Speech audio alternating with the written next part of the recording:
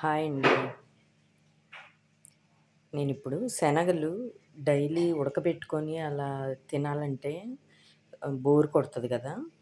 అలా కాకుండా కొంచెం టేస్టీగా, హెల్తీగా తినాలంటే ఇలా చేసుకుంటే చాలా బావుంటది టేస్ట్. ఆనియన్స్, కొత్తిమీర సన్నగా తరిగేసుకున్నాను. టమోటా కూడా సన్నగా తరుక్కొని కలిపేసుకున్నాము. ఇందులో ఒక నిమ్మకాయ రసం పిండేసుకుందాము.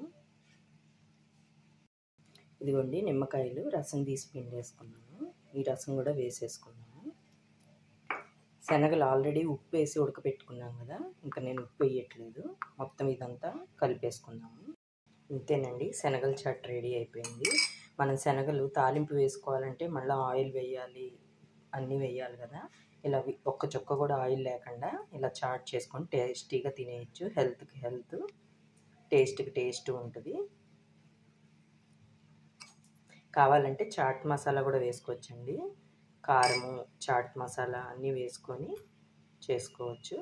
నేనైతే ఇప్పుడు చాట్ మసాలాలు ఏం లేకుండా ఇలా నార్మల్గా తిందామని ఇట్లానే చేశాను. నా వీడియో నచ్చితే లైక్ చేయండి, షేర్ చేయండి, కామెంట్ చేయండి. బాయ్. నా శనగల చాట్ బాగుందా?